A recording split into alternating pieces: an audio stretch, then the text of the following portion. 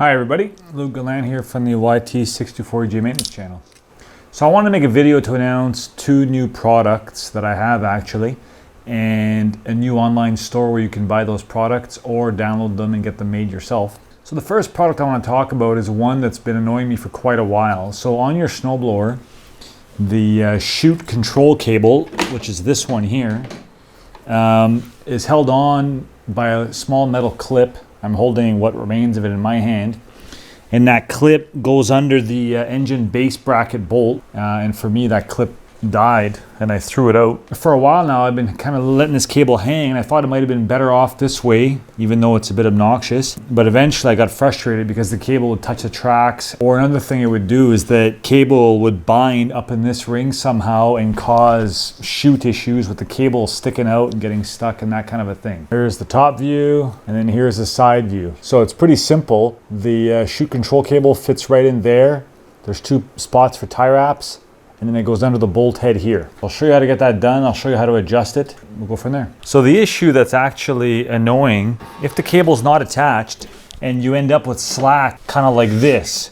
So you can end up in situations where the cable binds. So if the cable's down here and the slack is screwed up, it'll get caught in there. So I found that it's much better to have the cable affixed underneath. So the way you go about it is you put the bolt into the clip, you thread the bolt in there gently, not tightening it fully right away. You feed two tie wraps down there, and they're gonna hold there.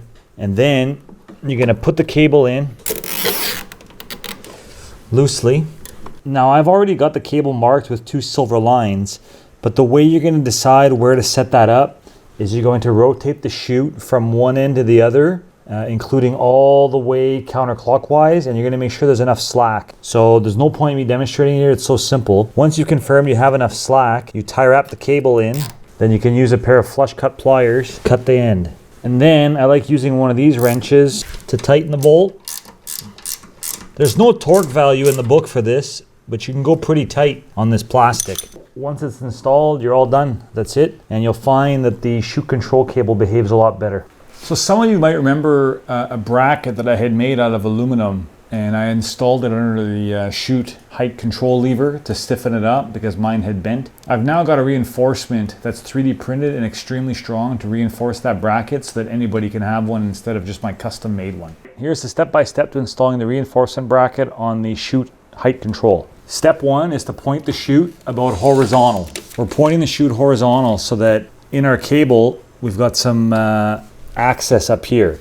Once that's done, pull the rubber up, take two 12mm wrenches, keep the lower nut where it is and slack the top nut and unthread the top nut completely. And then when it gets here, keep turning it and it'll pop out. Take your bracket, and on the bottom, there's a slot.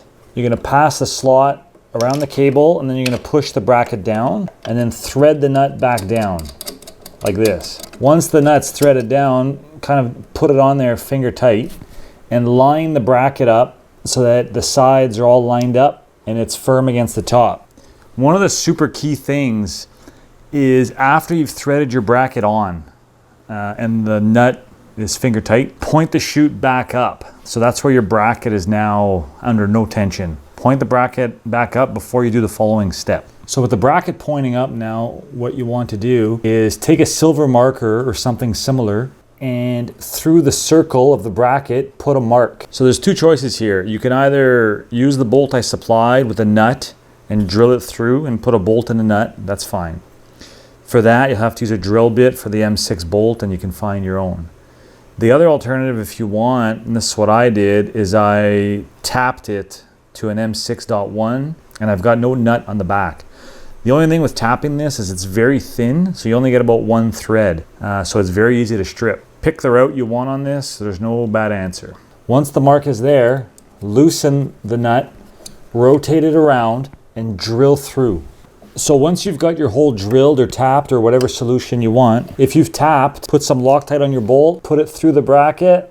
Now remember, if you've tapped it, there's not many threads there, so don't over tighten it. Now we can take our two wrenches and then finally put the rubber over top. So my bracket looks maybe a little bit different than one you got because this is the first iteration, because my bracket had already bent, so I had to use a custom angle, so don't worry about the differences there. Find that once this bracket is reinforced, your chute's gonna feel much more responsive because you're not getting that deflection anymore. Anyway, hope you enjoy the product. All right, so 2 new products today, cable clip, and we've got the bracket reinforcement. These are 2 3D printed products. I'm gonna link to the print files if you wanna handle it yourself, or if you wanna buy one off me, that's totally fine. Brings us to the final point. So I've started a small online store called lgworks.ca. It's a triple entendre because it's a lot of work, plus the stuff should work, and it's my works as a collection. So I'll put a link in the description. Feel free to go there, check it out. So there's no money to be made with any of this, I think, as you probably already gathered. If anything can ship letter mail, I'll ship it letter mail for the cheapest. And if it doesn't fit in letter mail, then it's fairly cheap shipping across Canada. So anyway, thanks for watching. And if you've got any ideas for widgets that could be made and sold on there or shared with the community, please let me know. I'm getting better with my design skills. And until next time, thanks.